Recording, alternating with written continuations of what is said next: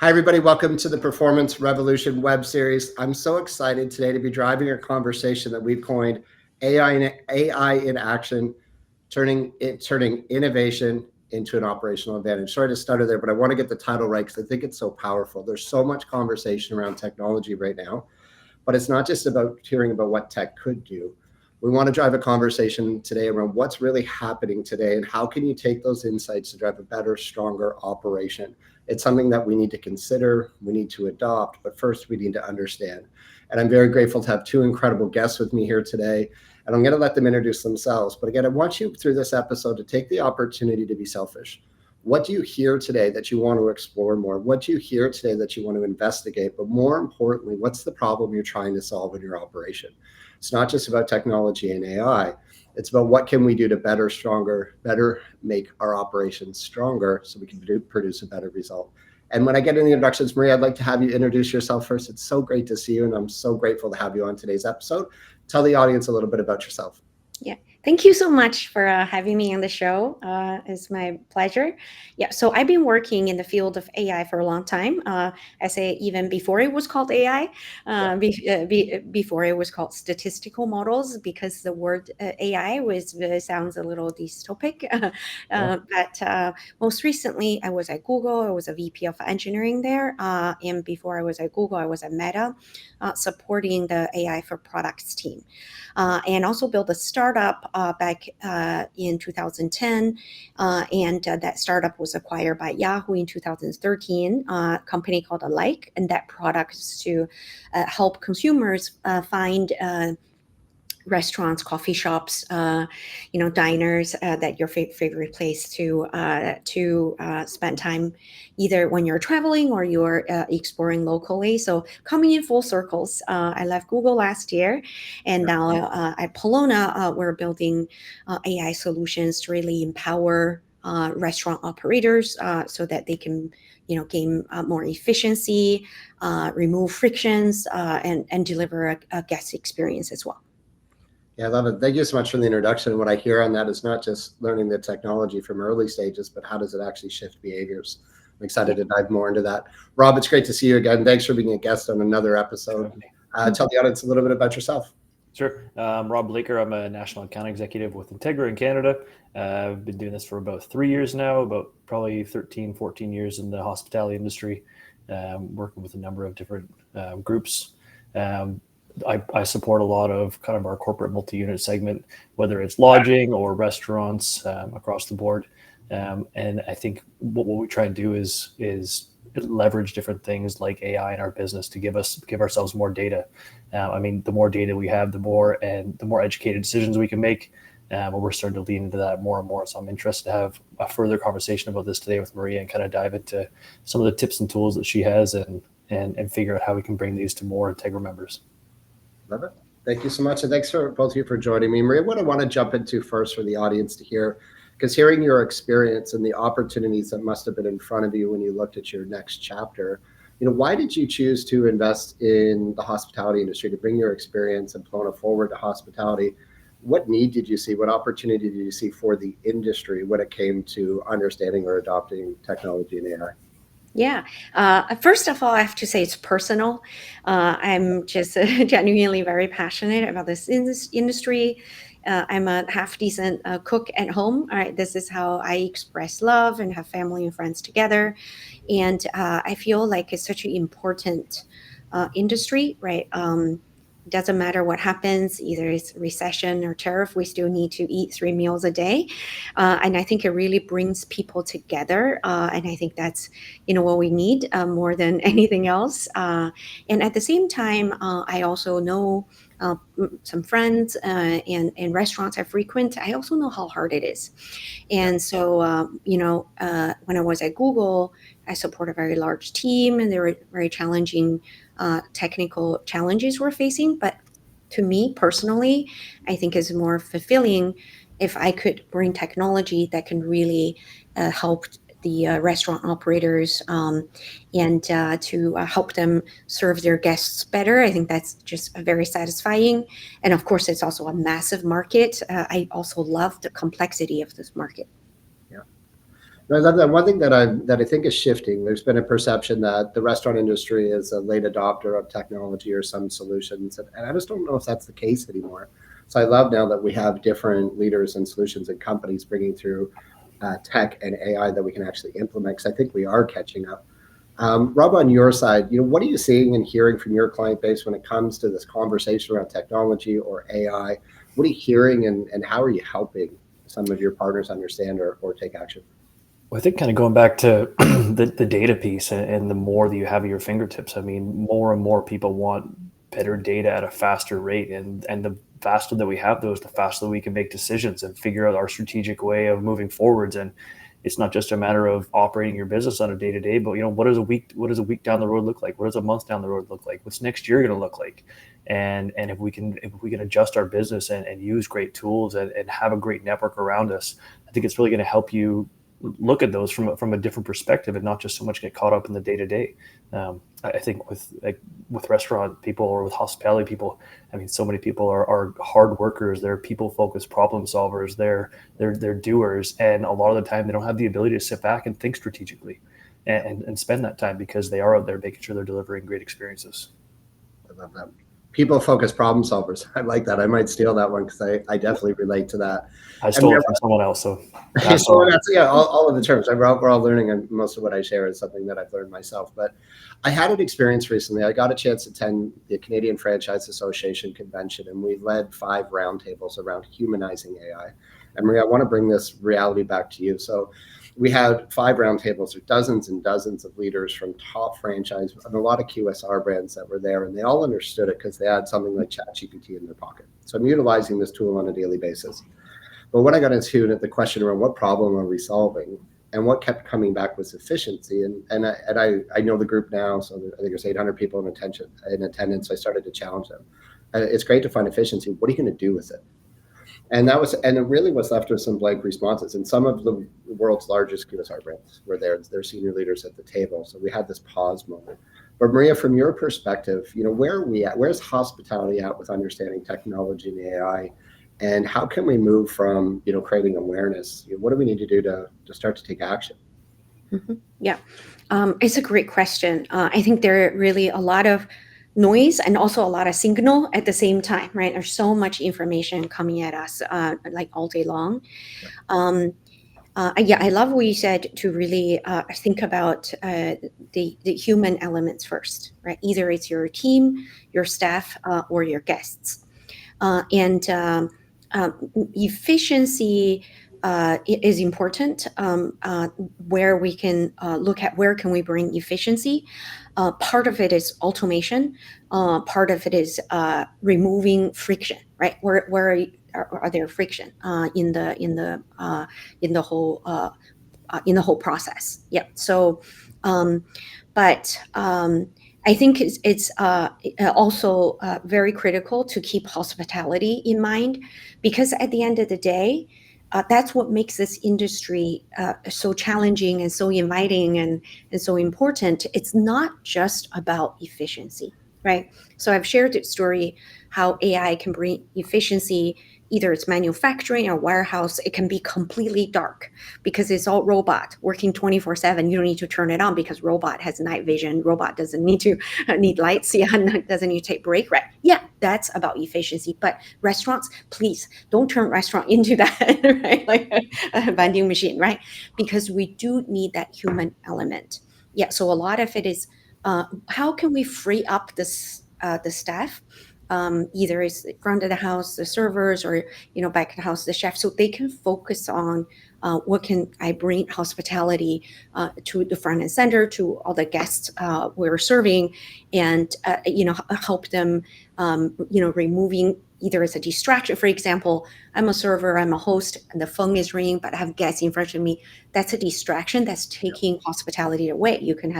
I answer the phone, and then the AI can send the store manager server a message, and you can call the guests back if they needed that attention. Or if I work in the back of the house, I want to cook and present the most beautiful, delicious food, but I need to spend 2 hours counting vegetables and eggs and steak. Can we automate some of that? Yeah. So it's not all one size fits all. It's not just about let's automate everything, but really think about efficiency, automation, remove friction with the staff experience and the guest experience in mind. Yeah. Yeah, I love that. And one thing you said there that it's so important to pause on is don't turn hospitality into a vending exchange. So we talk about experience over transaction. I think it's something for us to pause on, because we can automate so many different things, but really what we want to do is enhance and evolve the guest experience. So I think that concept of friction point, and Rob, I just want to bounce that off you. What friction points are you hearing from your partners? Because one thing Maria said that makes sense, like, for me, I don't understand why we have a generation answering phones in restaurants that doesn't want to answer their own phones when their friends call. Like, why doesn't answer the phone? They'd rather text. So to say, like, I've got a host who's in that demographic, and that's the way they've grown up and learned. And now we have them interacting with our guests when they're great in person, but necessary talking on the phone, we can't get them to answer their own. On your side, what are some of the friction points you're just hearing in general terms from your partners right now? Well, I think, Maria, you said it extremely well. It comes down to, if we have these efficiencies and the different things that we can improve on, how do we take that? How do we leverage it and put it back into the guest experience, put it back into the customer experience? And I think I would say I see the same things. It's time. Hey, would you like to look at this new vendor? Oh, unfortunately, I don't have time right now to do that because they're doing different things in the background. Where if we can start to automate those things and start to allow people more time to kind of look strategically, like I mentioned before, but also to give back to the customer experience. I mean, when someone leaves a review on TripAdvisor, they're going to put something on there along the lines of, the server was great or the food tasted great. It's not about, oh, I didn't hear the phone ringing. So it's how do we put more things more back into that and making sure that we're delivering the top experience, because that's what's going to make people return. That's what's going to help grow your business. Yeah, I love that. I think it's from our side. It's looking. I get calls every week. I just had one this morning. They had a great solution presented to them. I said, "What problem is it solving, or is it driving top line, bottom line, or more importantly, is it finding time? And how do we reposition that time?" And I know I said that quickly, but if we can find time in our weeks, it's amazing the impact that we can make. Marie, just to share, so the audience has some context around, Palona. What is the company that you've created that is scaling at the rate that it's scaling right now? What problem are you solving right now, and why did you choose to focus on that friction point? Yeah. So we have a few co-founders, and I think all of us have a big tech company background. Came out of Google, Meta, Samsung. And we actually started with the modeling, the large language models. We really wanted to add that EQ element, right? We want to build a model, refine the model so it's very nice, it's very high EQ. And we originally started with, okay, we're going to build an AI sales agent, right? And we digitized a lot of the attributes of a very good salesperson, right? Empathetic, gently persuasive, good listener, good memory, cares about the client, right? And then we launched the company January this year. And then in this process of exploring, one is I think I'm just very instinctively, naturally drawn to the hospitality industry. And then I think it's the most complex, right? We talked about the front of the house, the back of the house, inventory management, food safety, guest experience, dining in, delivery, right? And like I said, I'm like drawn to complexity. I really feel like there is acute issues that needs to be solved. And then really the best part is, for example, Sean Warchef, he's a client of us, right? What we could do for that team, right? And the team is happier because they're less stressed. They don't need to worry about answering the phone, and they can turn tables faster, right? And they can serve their guests better. They served more guests that day, right? And of course, when every phone call is answered, 0 missed phone calls, that the pickup order doubled, right? So, Wow. So and it celebrated the very best day in the history of that the restaurant's history. Yeah.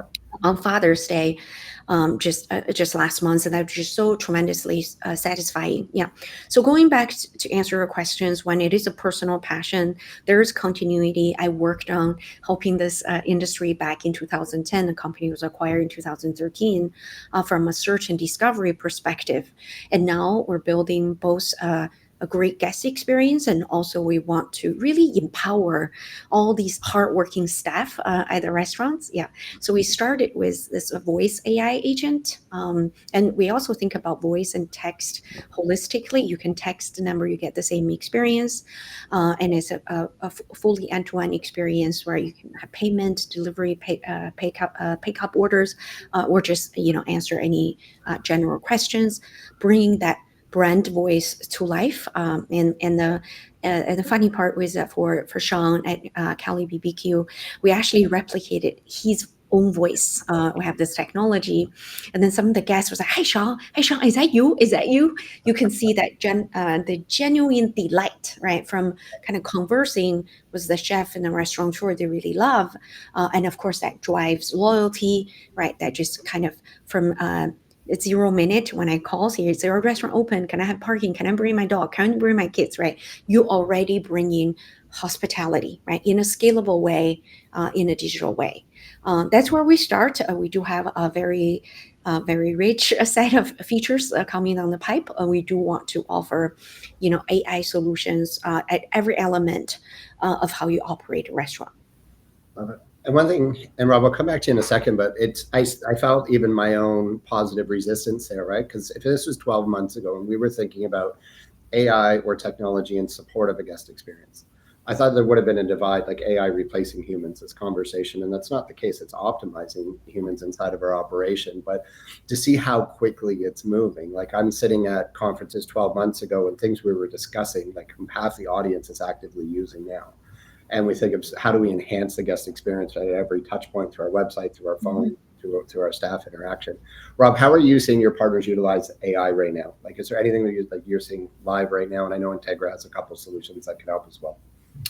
Yeah, so I mean, on the purchasing side of things, yeah, we're definitely using some different tools to help people make smarter decisions. But one thing that I heard someone do recently was it was a hotel, and it was basically when you're checking in or ahead of time, you fill out a little bit of information, what language do you speak, and so on and so forth, a little bit about you.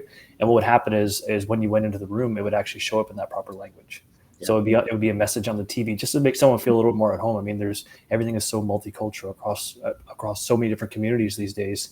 So I think having that touch and not just being in one language, I thought that was a really nice touch, and it probably did make that family feel like they were much more at home and much more welcome there, and thinking like, hey, what a great way to interact with the property, and for them to realize that they were speaking a different language and making them feel a little more comfortable. Yeah, absolutely. Just want to plus one on that, on the language support, just to show empathy and to show understanding and support. Yeah, the Palona Voice AI also speaks multiple languages: English, Spanish, and Mandarin Chinese. Right, it just makes a huge difference. Mm-hmm. Yeah. And I think on our side, what I'm constantly looking at is how do we meet our guests' expectations in unexpected ways. So just from a call this morning I had with one of Canada's largest breakfast chains. So they're looking at the service experience in breakfast is probably a 3 out of 10. We have low expectations. They said, what if we could move to a 6?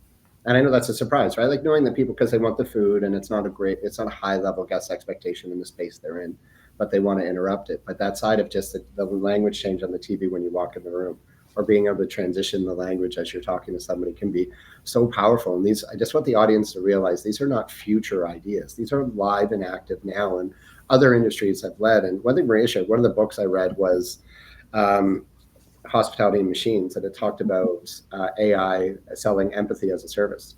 It was one of my takeaways. So there's a whole chapter in the book, and I was like, what? But it's so powerful, right? And I'm even getting that through some of the tools I'm using now. But these are opportunities. How do you enhance your experience now? Maria, as we move just to our final couple questions for this episode, is what can a hospitality operator do right now to better consider implementing or integrating AI into their operation? Yeah, actually, Matt, I'm gonna take a chapter from your book. Yeah, maybe we start with asking your staff, right? What do you hate doing most? So, what stresses you out? Yeah, and there is just robotics, artificial intelligence, automations. There's like solutions everywhere. One story I heard was this restaurant that makes curry. I'm sure it's delicious. And it takes 3 hours of this motion of stirring to make that perfect curry.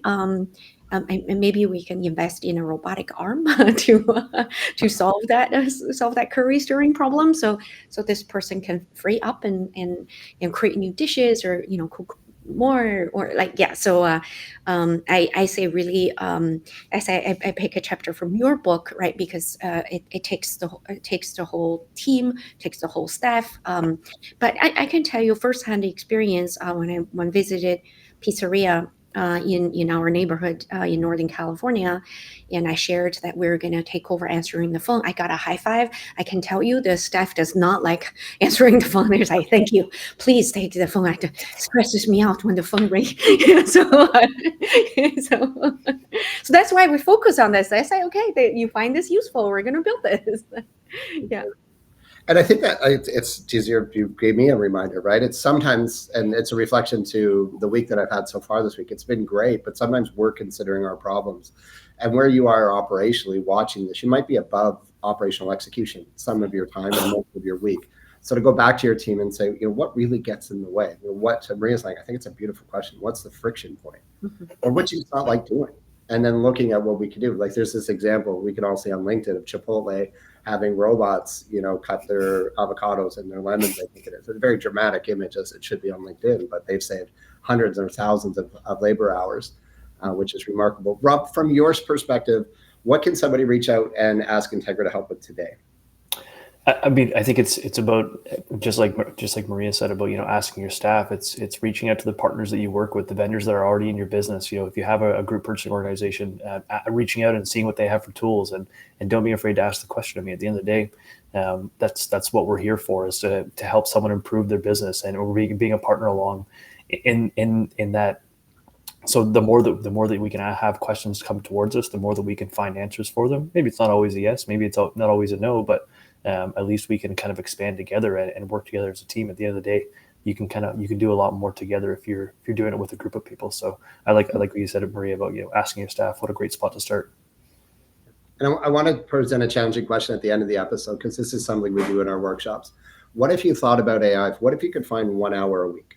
So if you could find 1 hour a week collectively where your staff could reposition, and I'm sure there's more than 1 hour, we're just going to start there for this example. So 1 hour a week would be 5 hours a week. It would work out to 5 working weeks per year. What if you took that and you focused it into your attraction, or focused on your retention, focused on your guest experience, or focused on your bottom line? If we gave our bodies 1 hour a week, we could fundamentally change our bodies. But if we gave our businesses 5 hours a week of focus time, what could the compound impact be? For me, it's return on investment, like it's return on time, just like compound interest. I promise you, if you start to look at technology and AI, like somebody answering your phone, and there's some stats I saw of somebody who presented recently, a technologist who looked at it, saying that people are more empathetic or reasonable with AI technology through phone than they are with a human. They're more patient, because when it has the right response rate. But what I know now is our guests and our staff need more time. Whatever we can do to find it, I encourage us to be curious a little bit longer. Maria and Rob, I want to thank you both so much for your time today and for sharing your experience and insights around such a powerful conversation. To our audience, if you have questions, please reach out to Rob to see how Integra can support you. There's a whole set of solutions they have. If you want to talk more about Palona, please reach out to Maria. She's one of the most generous people with her time that I have ever met, and so passionate not only about technology but about hospitality. Reach out to her and her team. I know they can help should you be interested. Thank you to both of you for today. Yeah, thank Thanks, you. Matt. Thank you. Thank you. Mm-hmm.